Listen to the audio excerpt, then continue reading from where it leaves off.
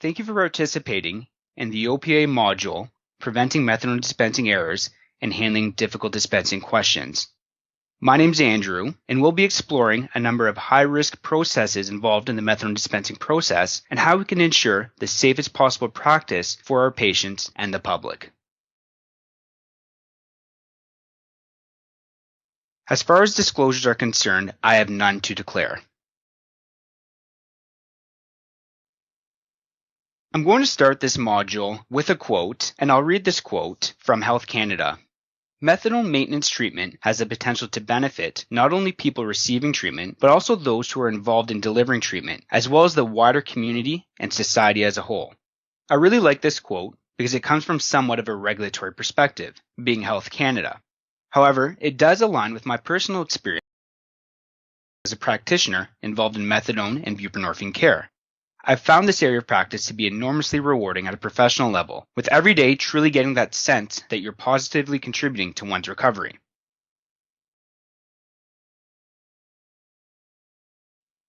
Moving on to another quote, which again I'll read. As the team member with the most contact with the patient, pharmacists can have a real and positive impact on patient outcomes, offering encouragement, support, and motivation. This quote is drawn from the Center for Addiction and Mental Health Pharmacist Guide.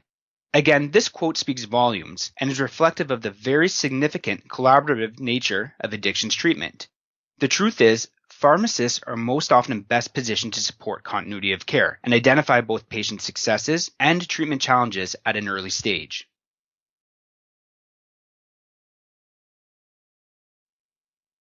And one last quote from a supervising coroner, and this one veers away from the theme of the previous two ones, but sets the stage for the purpose of this online module. So this supervising coroner has stated, among the various drugs that people are taking which are resulting in their deaths, methadone is by far the most common drug found in toxicological testing. I added this last quote from an Ontario coroner to help keep front of mind the overriding theme of this module, which is that methadone and buprenorphine treatment can offer great benefits to patients and our communities in general, but these benefits do carry with them, especially in the case of methadone, great risks. And it's important for pharmacists to remain cognizant of these risks and where they are most likely to occur in the provision of care, and how we can best position ourselves and our patients so that they may achieve treatment success in the safest possible manner. The data from this table was made available as a result of a thorough analysis that was conducted by the Ministry of Health and Long-Term Care to determine the impact of the discontinuation of OxyContin. This was done in the period from January to August 2013, coinciding with that discontinuation of OxyContin. And we had an excellent opportunity here to have a snapshot in light of a very thorough analysis from the ministry to see exactly which opioids were contributing to deaths within which age groups. As we can see by this table here, and while it's not necessarily linked to the discontinuation of OxyContin, circled in red is methadone contributing to 31 deaths. This first-of-its-kind analysis in Ontario did identify an alarming number of deaths due to methadone, but in addition to that, it started to identify that trend of deaths due to fentanyl. The following are our learning objectives that I hope to cover over the course of this online module. With this particular module being specific to methadone maintenance therapy, we will identify red flags or high-risk processes in the dispensing of methadone and provide prevention strategies. We'll discuss common and difficult methadone dispensing questions that can lead to errors in management of such scenarios when encountered in practice. And we hope to identify resources that may assist with finding solutions to difficult methadone dispensing questions. So looking to our first learning objective, I would like to start with a case. Let me please introduce Michael. A patient, Michael, arrives at ABC Pharmacy on a Sunday morning with a prescription for his methadone prescribed by Dr. Scott, directing the dispensing of methadone 40 milligrams daily in orange drink. Dose to be observed daily with no carries. Start date of Sunday, February 10th, 2016, end date same day, to be dispensed at our pharmacy, ABC Pharmacy. This slide is not meant to fully represent everything that is required on a prescription. Of course, there are Narcotics Safety and Awareness Act requirements, such as prescriber identification and patient identification. It is instead to indicate the prescribed dose and directions only. So let's assume for this case that the prescription is complete and valid. Therefore, the pharmacist at ABC Pharmacy has been presented with a one-day only prescription for an observed dose of 40 milligrams on a Sunday. Some more about Michael.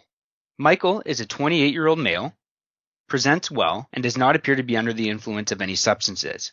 Michael is not known to the pharmacist at ABC Pharmacy. Along with the prescription, Michael produces a signed prescription receipt from XYZ Pharmacy as evidence that he received his dose of 40 milligrams on Thursday. Note that the evidence that Michael provides as a last witness dose is from Thursday, so we have a 2-day gap here. A bit more to consider. The pharmacist at ABC Pharmacy provides methadone services to a number of Dr. Scott's patients and is confident in the authenticity of the prescription and Dr. Scott's methadone prescribing exemption. Because XYZ Pharmacy, Michael's regular pharmacy, is closed on Sundays, the staff at ABC Pharmacy is used to providing guest dosing services to patients that normally use XYZ Pharmacy during the week. However, we are not familiar with Michael at ABC Pharmacy. Michael goes on to state, "I'm so happy you folks are open on Sundays. I missed my doses on Friday and Saturday, and I don't know what I'd do if I wasn't able to get my dose today. I don't want this plan falling off the rails." So a few questions with this case.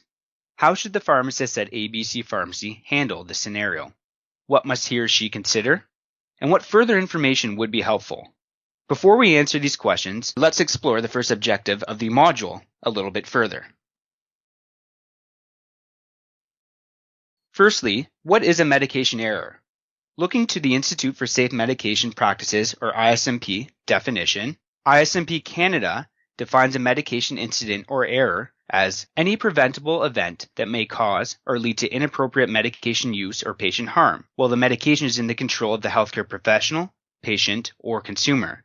Medication incidents may be related to professional practice, drug products, procedures and systems, and could include prescribing, order communication, product labeling, packaging, nomenclature, compounding, dispensing, distribution, administration, education, monitoring, and use. So there's a number of factors there that can contribute to a medication incident. It's worth noting, and as reflected in the highlighted words there within this definition, that medication incidents are not just technical errors in medication preparation, but can be the result of practice that is not in accordance with established guidelines or a lack of practitioner education. What are the causes of medication incidents in the provision of methadone maintenance therapy? Critical steps in methadone maintenance treatment and the dispensing process can include generating a methadone prescription, dose preparation and compounding, observed dose self-administration, transitions in care, and the treatment induction and early stabilization phase.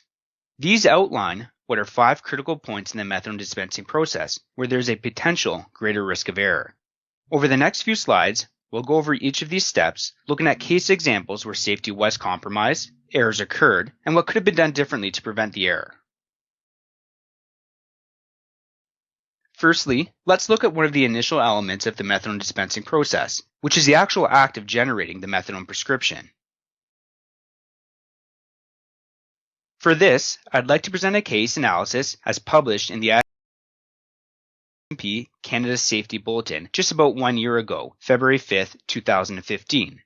The title of this case analysis is Change in Methadone Concentration Results in an Overdose in a Postpartum Patient.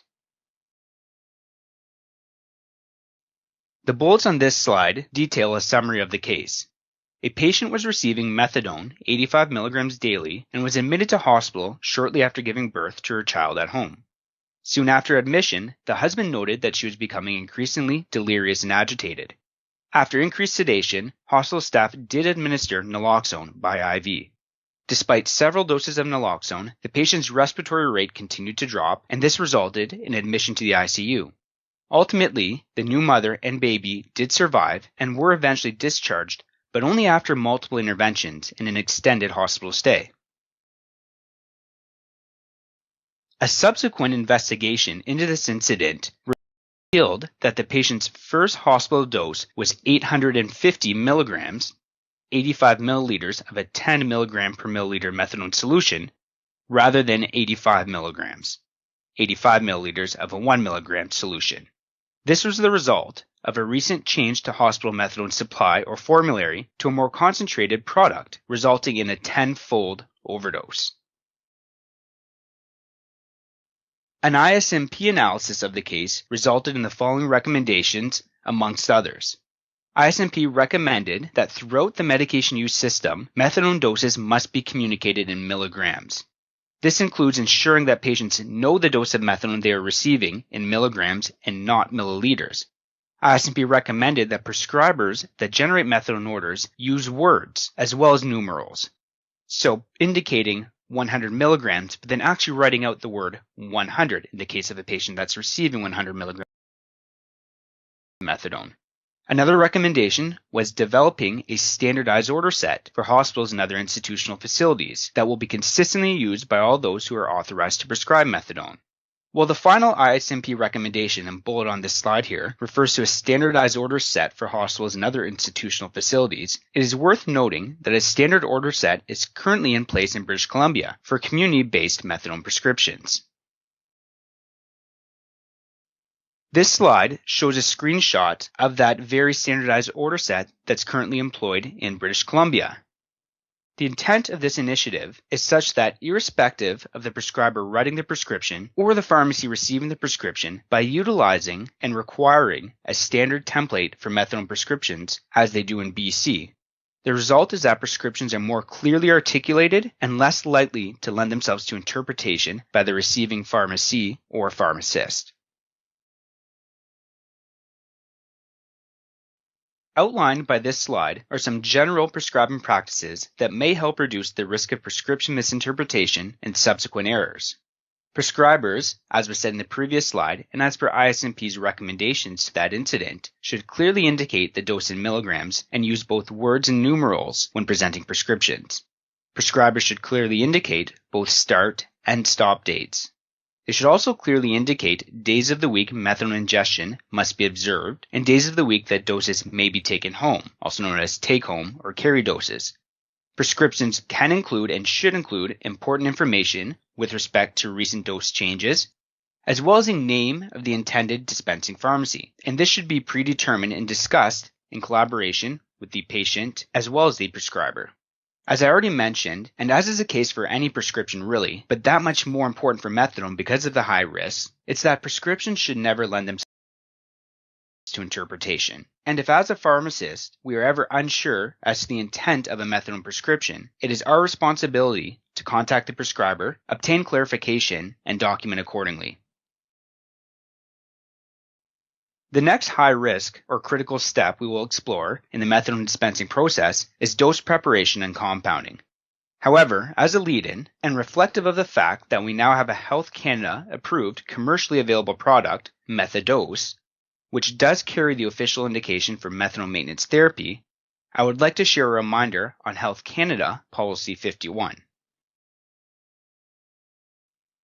Pharmacists are reminded that it is not permissible to compound a commercially available product as per the Health Canada policy on manufacturing and compounding drug products in Canada.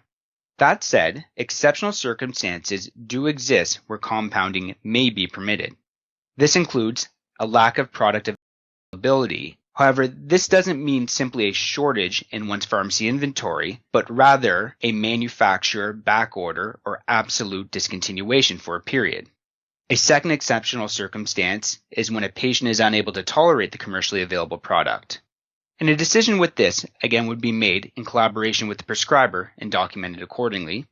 A third exceptional circumstance is when a specific therapeutic need exists for a unique concentration, for example, in pediatrics. These three exceptional circumstances are described within the Ontario College of Pharmacists Methadone Maintenance and Dispensing Policy. Looking to a multi-incident analysis by ISMP Canada, and as was published in OCP Pharmacy Connection, titled Methadone Medication Incidents, a pharmacist was filling a methadone prescription with environmental distractions. This included noise interruptions from staff members and multiple prescriptions being processed at the same time. The pharmacist prepared a methadone dose by measuring 8 milliliters instead of 0.8 milliliters. The patient was given the witness dose and left the pharmacy. The pharmacist contacted the patient after the mistake was discovered. The patient was instructed to go to the emergency room if changes in cognition or breathing were noticed, and the pharmacist monitored the patient by phone for 4 hours. Because this incident analysis is limited by information that was shared by the reporting pharmacy or pharmacist, we'll have to make some assumptions. This analysis is from 2013, so the pharmacy was probably using a compounded solution of methadone at a concentration of 5 milligrams per milliliter, if it was in Ontario. I suppose this would depend on the province. For example, BC has traditionally always worked with a 1 milligram per milliliter compound. But assuming it was Ontario and assuming they were working with a 5 milligram per milliliter compound, the patient likely received 40 milligrams of methadone in this case when the dose should have been 4 milligrams. Again, a tenfold increase.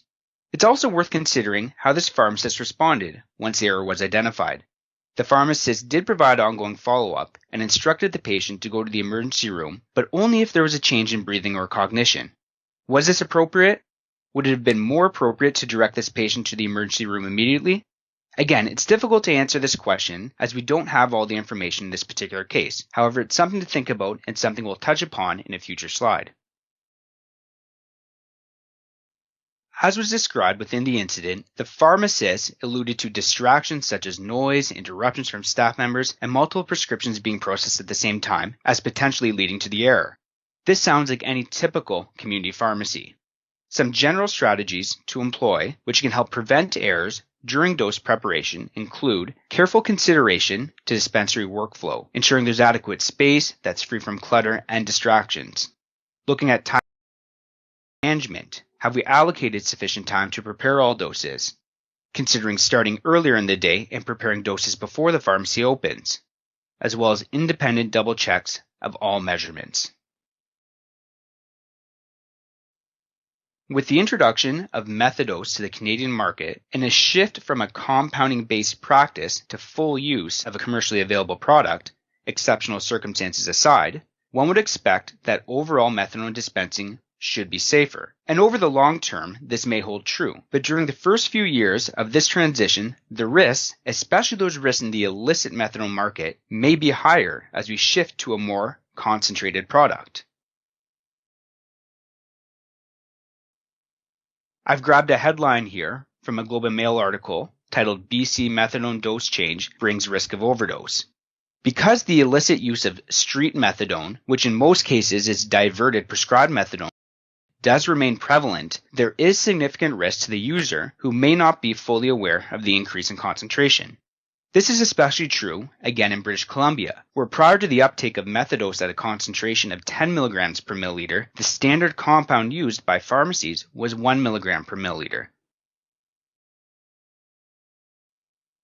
Because of this, the College of Pharmacists of British Columbia, in collaboration with methadone dispensing pharmacies and prescribers, launched a public awareness campaign, which included a series of posters.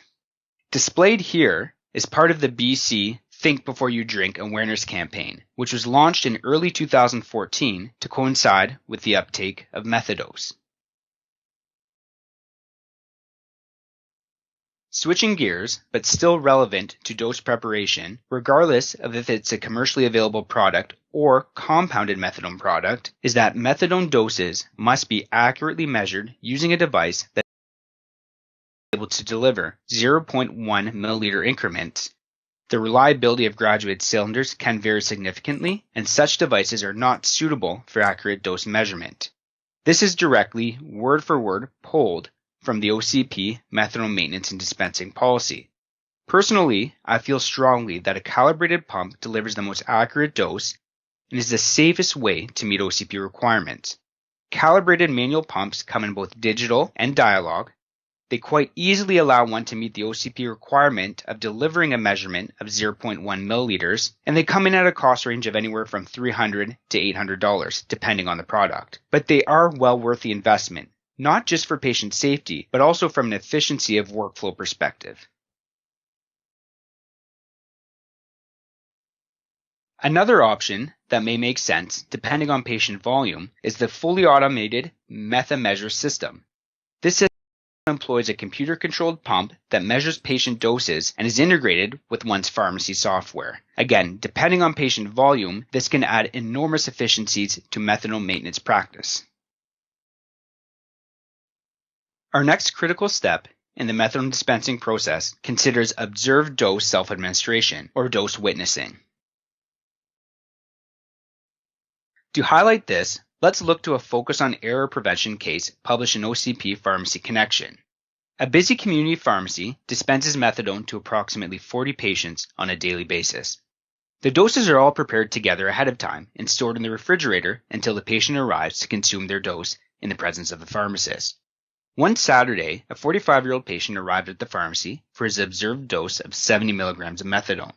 The pharmacist opened the fridge and in error selected an incorrect bottle. The bottle selected contained a dose of 120 milligrams of methadone for another patient. Without checking the prescription label, the patient consumed the incorrect dose.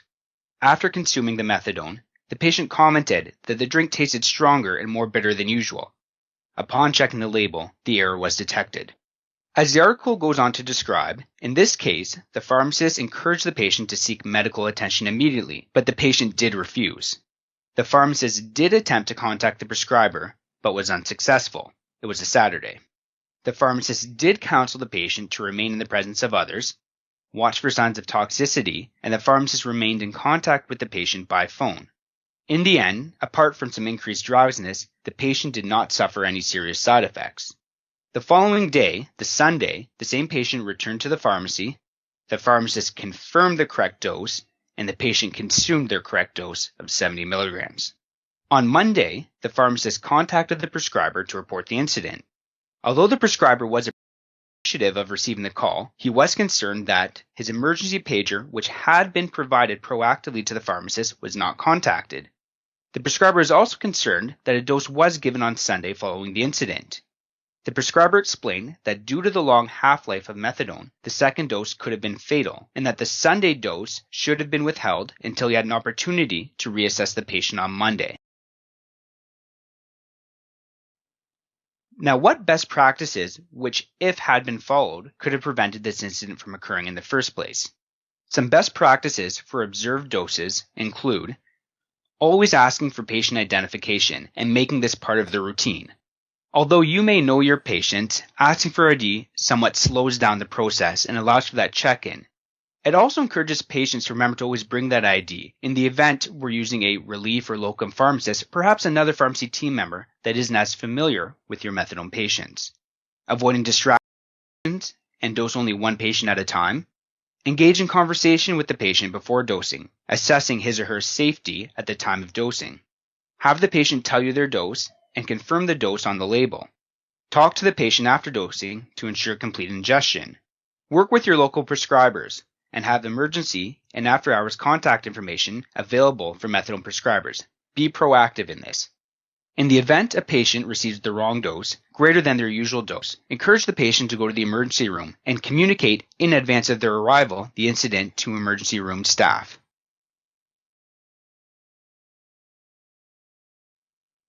Our next critical step, which truthfully is a critical point irrespective of the type of care being delivered, is scenarios where there are transitions in care.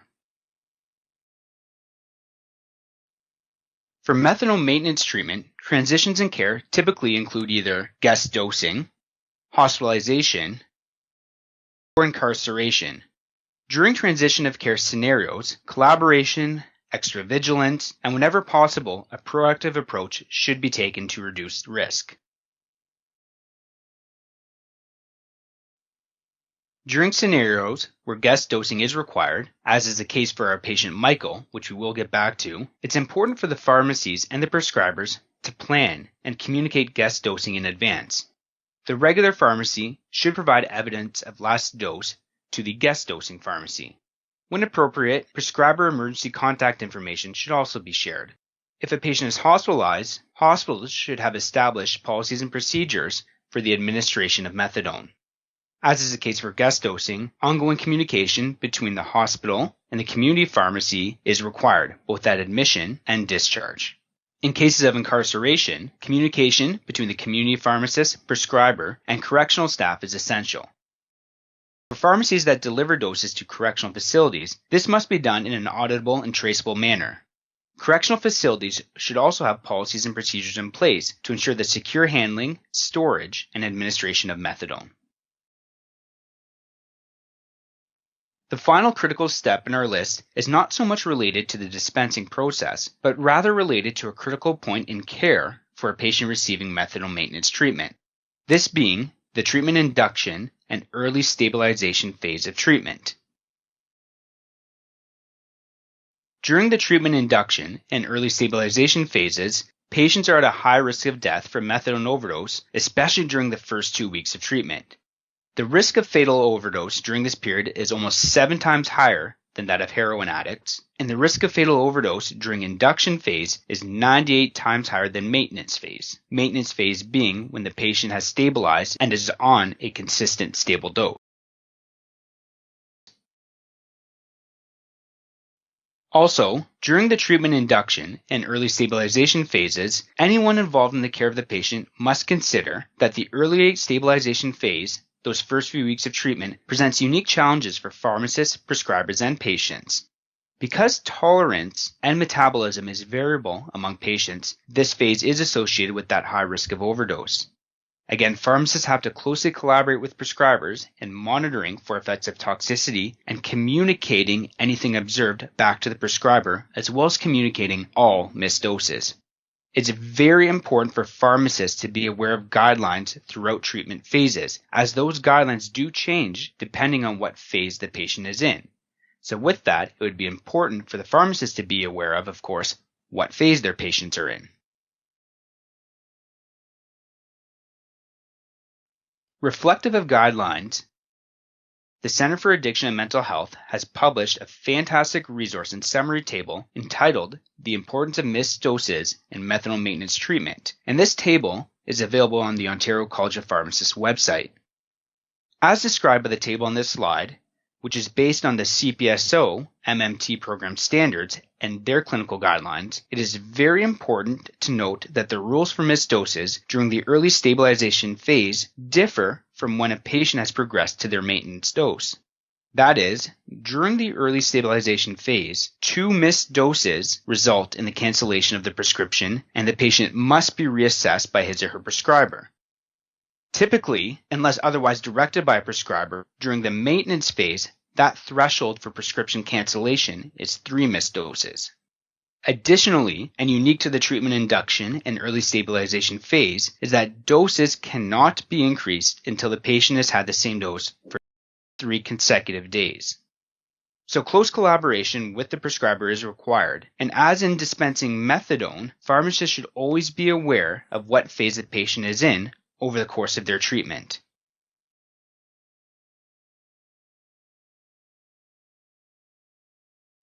So having reviewed these 5 critical elements in the methadone dispensing process, we'll flip back to our patient case here, Michael. Again, looking at the questions that were asked. How should the pharmacist at ABC Pharmacy handle this scenario? What must he or she consider? And what further information would be helpful?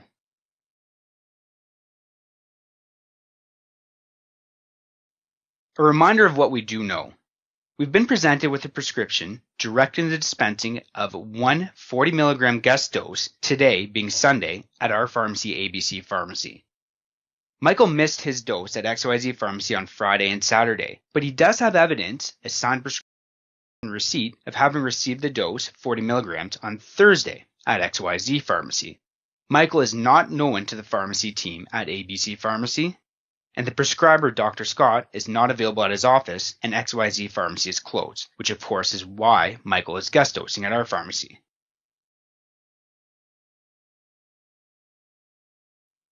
Michael has stated to us, "I'm so happy you folks are open on Sundays. I missed my doses on Friday and Saturday, and I don't know what I would do if I wasn't able to get my dose today. I don't want this treatment plan falling off the tracks."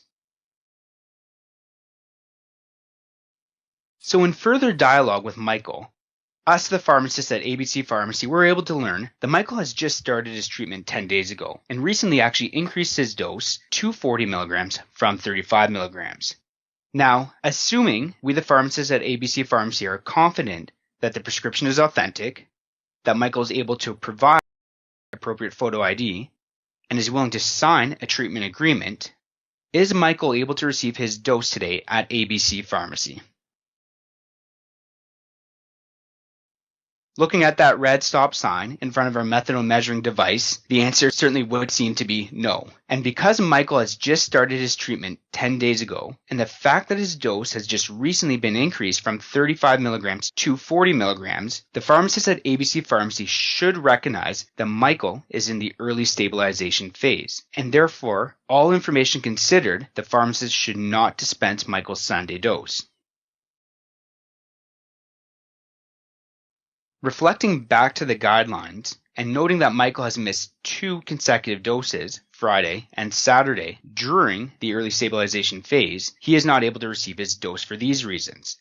The prescription must be canceled and Michael must be reassessed by his prescriber, Dr. Scott.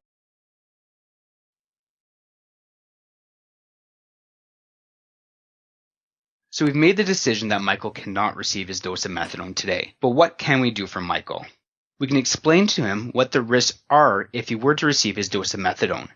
The fact that he might have some decreased tolerance right now, and there is the potential risk for overdose. We can advise Michael that he's likely to experience some continuation of his withdrawal symptoms, but we can provide some advice as to how they can be managed. And then on Monday, when XYZ Pharmacy opens and Dr. Scott is available, we can contact them immediately to explain what occurred over the weekend.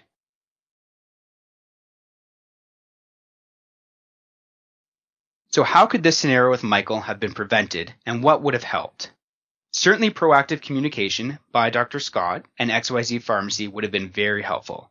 ABC Pharmacy should have been well aware of the guest dosing arrangements in advance. Some patient education might also have been helpful. Dr. Scott and the pharmacy team at XYZ Pharmacy should have reinforced the importance of not missing any doses, especially during the first few weeks of treatment, that early stabilization phase. Additionally, there may have been other options if ABC Pharmacy had the emergency or after-hours contact information for Dr. Scott. Another point not listed here is that our patient Michael missed his dose at XYZ Pharmacy on Friday, and had this been communicated to the prescriber in a timely manner, again, perhaps this scenario could have been avoided. A reminder that the guidelines say all missed doses, regardless of which phase the patient is in, must be communicated to the prescriber in a timely fashion.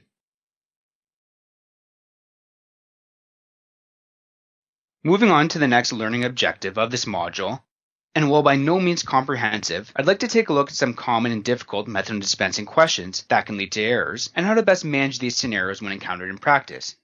These questions are reflective of fairly common scenarios, ones that certainly I've encountered in my practice. Our first question comes from a patient perspective. I don't like the taste of the pharmacy orange drink and would prefer my dose without so much juice.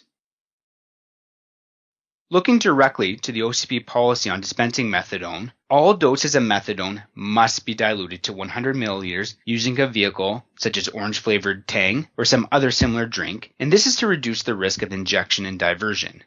The vehicle should contain some sort of sugar or powder content. Again, this is so that the dose of methadone does not lend itself to injection. If there are patient concerns around sugar content, something like sugar-free Crystal Light can certainly be used. Another question from a patient perspective, I vomited my dose of methadone. Am I able to receive a replacement dose? Vomited doses may only be replaced if a healthcare professional witnesses the vomiting. Now, there are exceptions in the guidelines that do exist for pregnant patients and patients with other conditions such as HIV or cancer. Now, if vomiting is witnessed, the rule is if vomiting occurred less than 15 minutes after dosing, the dose may be replaced at no more than 50% the regular dose. Replacement doses always require collaboration with and a new prescription from the prescribing physician. So again, this is an example of where proactive collaboration with the prescriber and establishing a plan in advance, including prescriber emergency contact information, is extremely important, especially if we know we have pregnant patients within our patient roster. This next question, from a pharmacist's perspective, I have a patient with limited mobility. Is it okay if the pharmacy delivers methadone doses to the patient's home?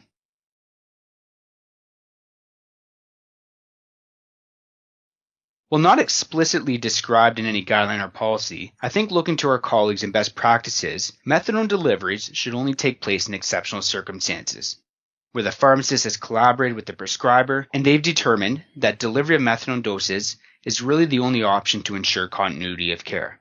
In such rare circumstances, it would be important to note that the methadone would have to be delivered and dosing directly observed by the pharmacist. Only the pharmacist has the proper training to ensure it is safe, identifying any signs of intoxication, for the patient to ingest methadone, as well as to ensure the entire dose is swallowed to minimize diversion. Again, because such scenarios fall outside the boundaries of established guidelines, it would be very important to discuss these scenarios in great detail with the prescriber and document one's rationale to support such deliveries in detail. Another question from a pharmacist's perspective. I've been asked to work a relief or locum shift at a pharmacy that dispenses methadone. I don't have any experience in this area of practice. Can I still work the shift? It is the designated manager's responsibility to inform all pharmacists working in a pharmacy, including relief and casual pharmacists, that the pharmacy provides methadone services. It is also the designated manager's responsibility to ensure that relief pharmacists being hired to work a shift have the appropriate training and knowledge. So really, regardless of practice, every pharmacist should be practicing within their knowledge, skills, and judgment. If as a pharmacist, one does not have the knowledge and skills to dispense methadone safely, it is that pharmacist's responsibility to ensure they've acquired those skills prior to dispensing methadone.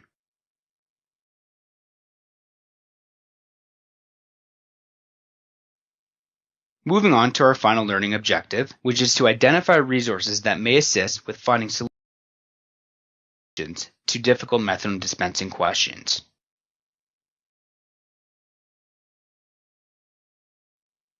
Because the prescribing and dispensing of methadone carry some unique regulatory requirements, it's important that all prescribers and pharmacists who provide methadone services fully understand the legal framework supporting the provision of methadone maintenance treatment.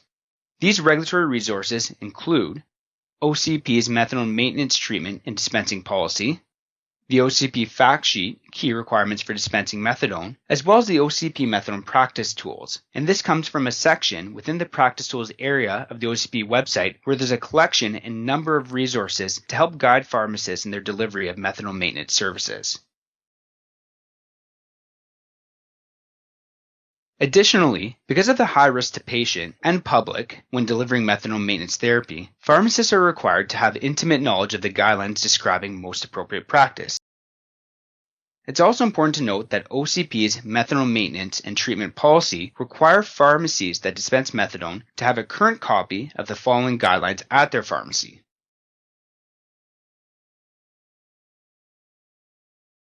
These include the Center for Addiction and Mental Health Opioid Agonist Maintenance Treatment Pharmacist Guide. This again is an OCP policy requirement. This guide is only available in print copy but can be ordered online. CPSO's Methadone Maintenance Treatment Program Standards and Clinical Guidelines. This one is also an OCP requirement but is available online and can be printed or saved within one's web browser.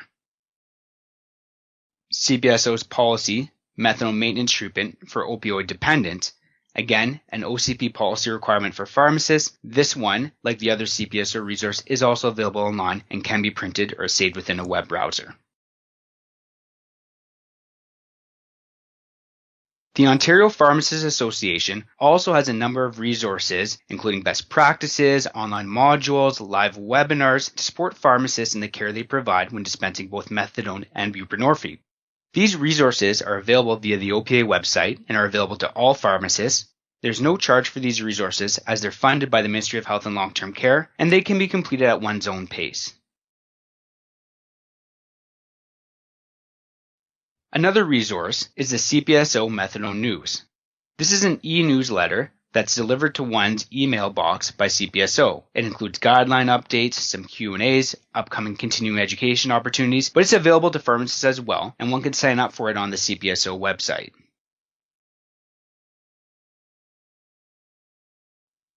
In summary, I'd just like to identify a few points, and that is to always be familiar with and well prepared to manage high-risk functions in the methadone dispensing process. It is very important for pharmacists to dispense methadone to keep current with guidelines and resources, as these are ever changing. Incidents and errors can happen. It's how they're managed that will determine the best possible patient outcomes. And as part of a continuous quality improvement process at your pharmacy team should learn from incidents or near misses as you grow in the care you provide to methadone patients.